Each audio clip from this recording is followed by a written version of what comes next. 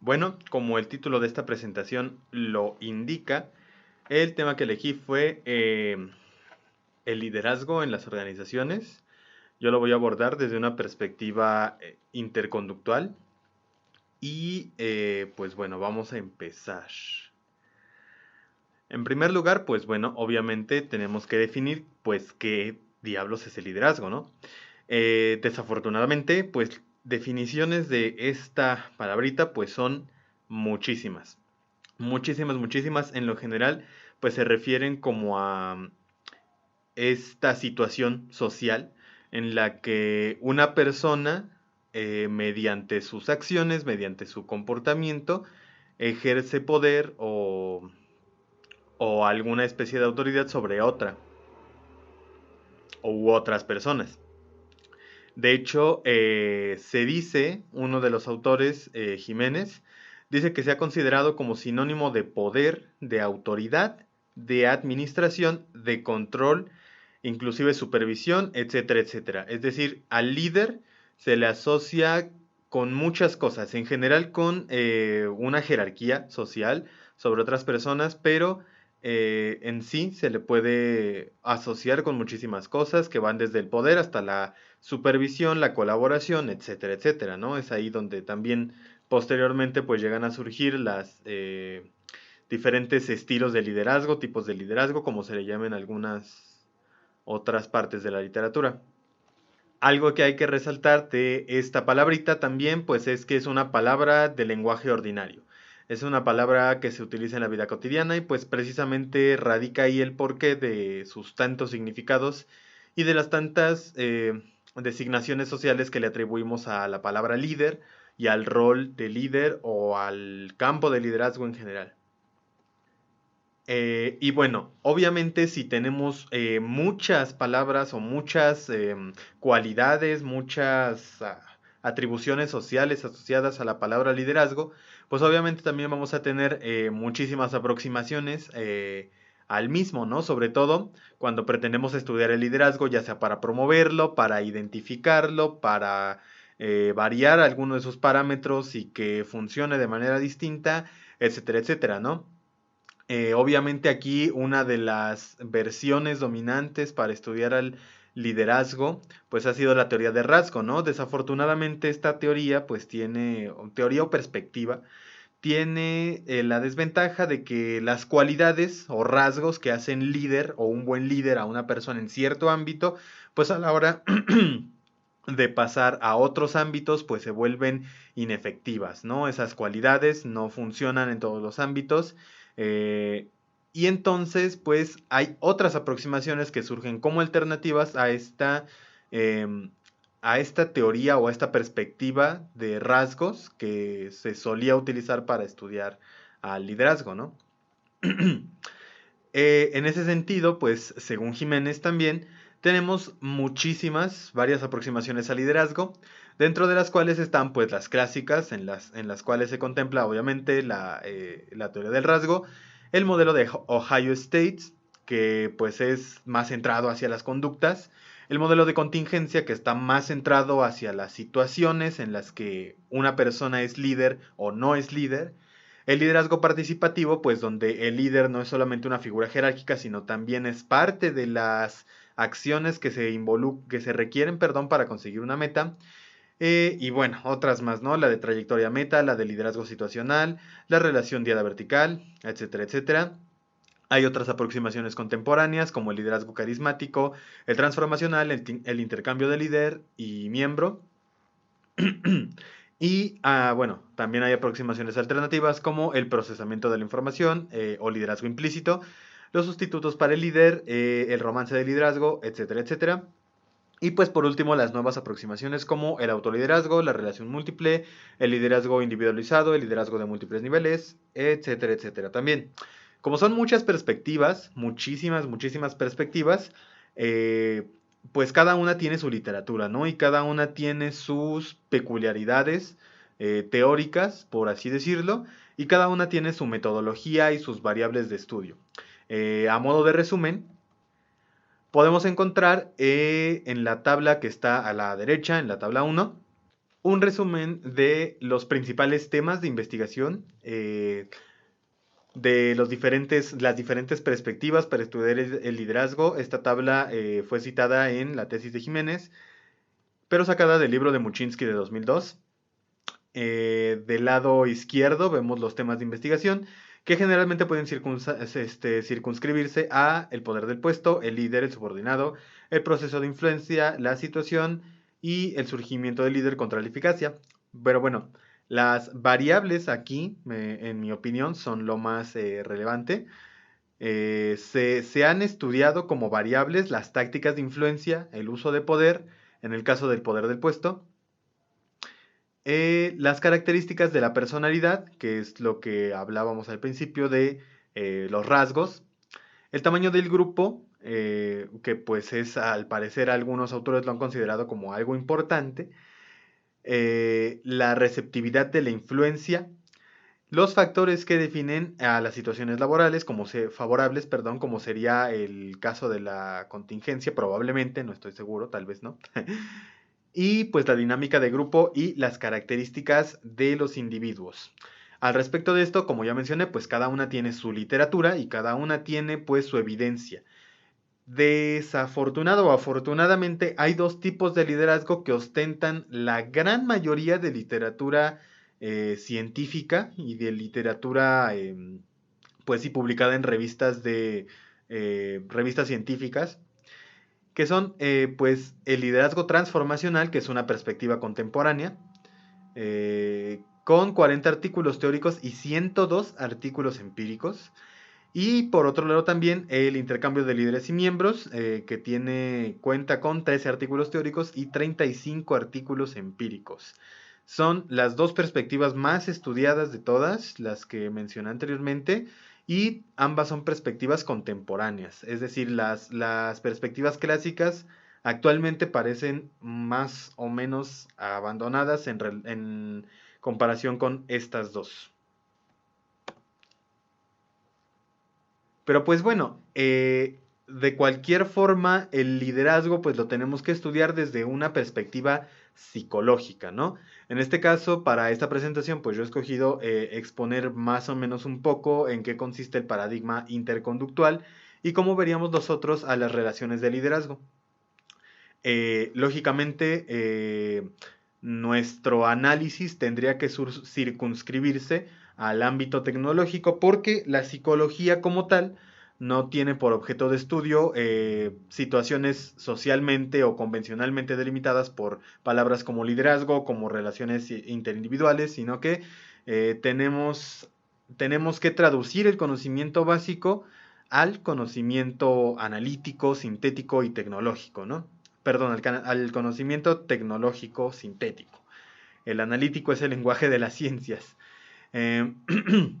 Entonces, desde la psicología interconductual entendemos que en las situaciones sociales siempre hay un individuo cuyo comportamiento, denominado como mediador, sirve como circunstancia directiva, regulatoria o administrativa del comportamiento de otros. Esto quiere decir que un individuo que se comporte de manera mediadora regula el comportamiento de un individuo mediado o de comportamiento mediado. Entonces, las relaciones sociales en lo general son interindividuales y son entre un mediador y un mediado.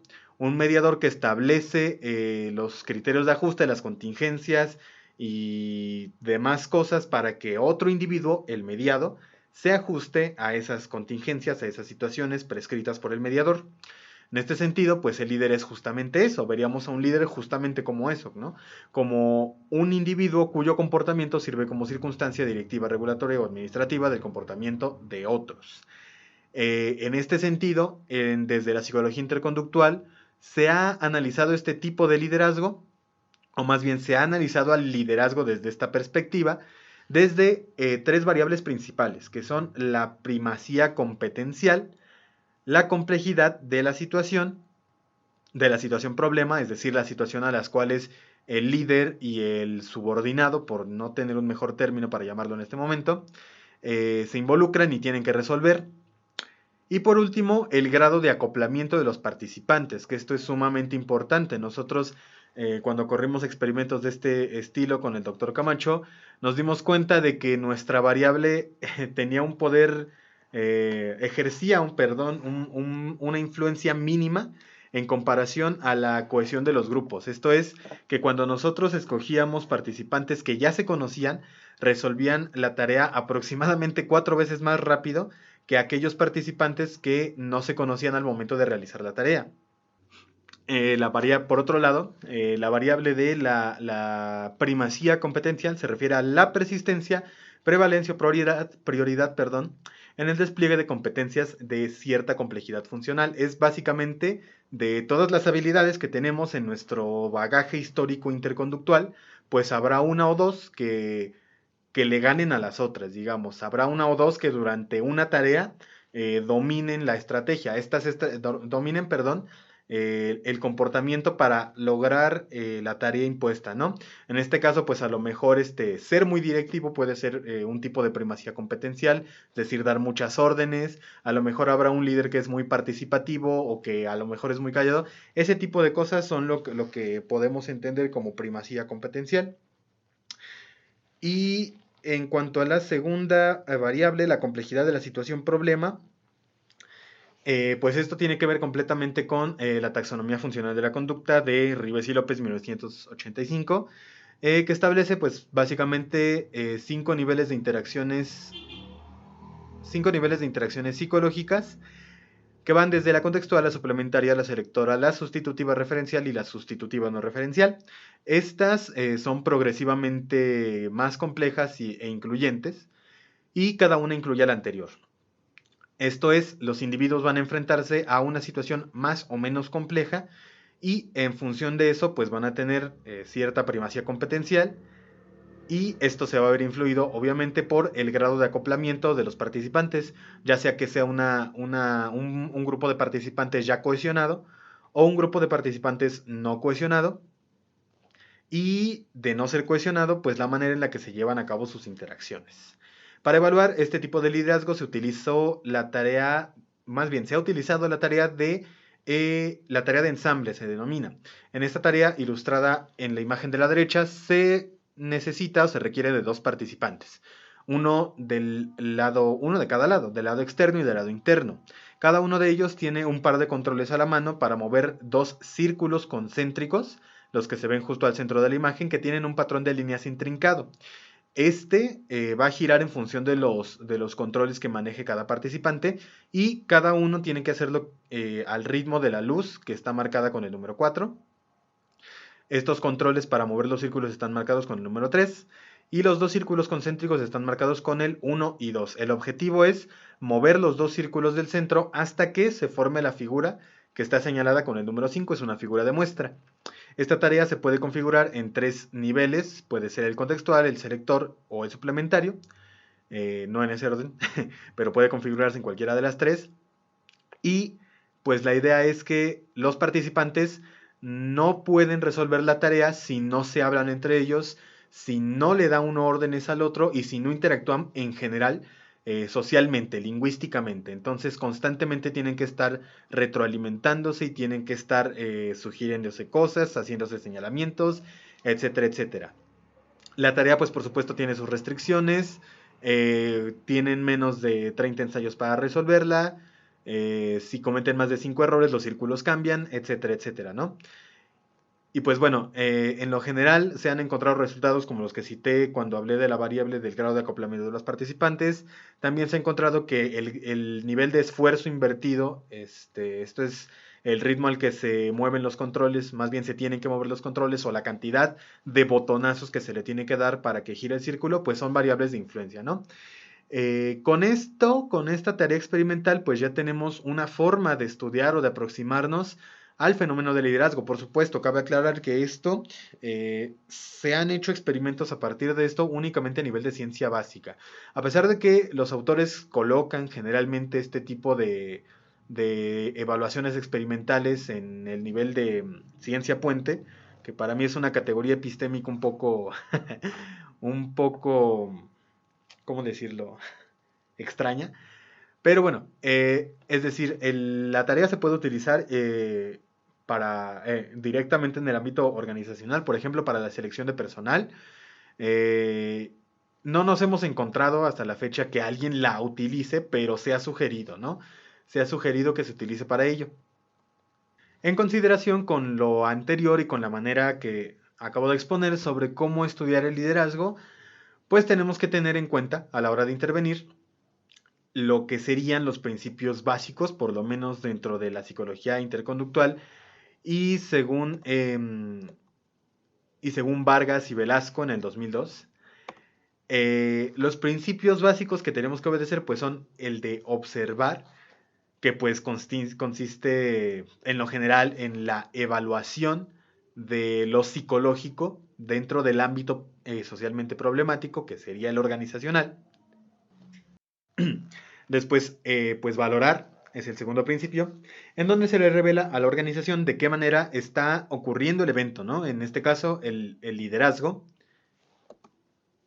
Y nosotros podríamos, pues, aportar algunos datos de cierto tipo, como si algún líder cambia su desempeño, por ejemplo, en función del esfuerzo que se requiera para resolver una tarea, o si a lo mejor el líder o la persona designada como líder tiende a cambiar su comportamiento cuando las condiciones cambian, ¿no? En la psicología interconductual pues nos permite hacer eso, ¿no? Cambiar las condiciones y ver de qué manera sucede, afecta esto al comportamiento. Entonces, tareas como la tarea de ensamble pues permiten cambiar condiciones y ver cómo funciona el liderazgo en este caso en función de los cambios que hagamos, ya sea variando el esfuerzo, variando el ritmo de trabajo, variando, etcétera, etcétera, etcétera. El tercer valor pues sería el de variar, donde pues la organización evalúa la propuesta de intervención, cual sea que hagamos, y la realiza. Obviamente aquí pues ya tenemos que realizar pues el trabajo aplicado y pues al final de pues vendría el último valor, que es pues probabilizar. En este valor, pues lo que se tiene que procurar es que se le muestre a la organización resultados de que nuestra intervención cubrió la demanda que nos hicieron en un principio, ya sea la de reclutar personal o elegir a un nuevo líder para cierto departamento o no sé, alguna demanda de este tipo para la que nosotros, o a lo mejor incluso, ¿no? Promover el liderazgo esto ya es algo que se ve pues a muy largo plazo porque aún no tenemos suficiente literatura, de hecho solamente hay un par de artículos publicados de esto, para decir pues que podemos hacer cierta manipulación que promueve el liderazgo, ¿no? Esto ya es un poco más difícil, esto ya tendría que ver con una pues evaluación más profunda sobre el puesto que se tiene que ocupar y sobre las habilidades, competencias y aptitudes que tenga el individuo que se está postulando al puesto, ¿no? Obviamente, pues esto lo tenemos que tener en cuenta.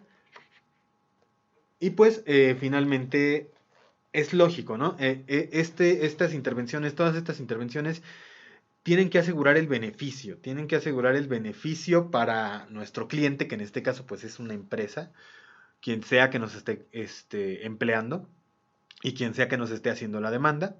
Puede ser una organización del tipo que fuera, me imagino.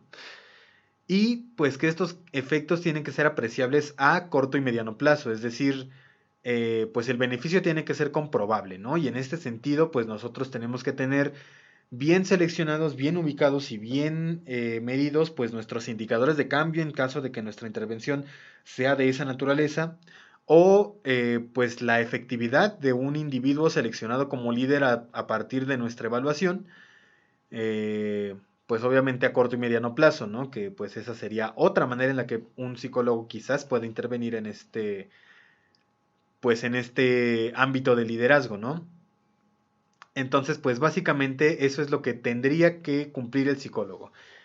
Sus principios básicos: observar, valorar, variar y probabilizar las conductas, y hacer todo esto asegurándose de que el beneficio y los efectos serán apreciables a corto y mediano plazo. Y pues bueno, finalmente la bibliografía consultada es esta. Y pues por mi parte sería todo. Así que muchas gracias por su atención.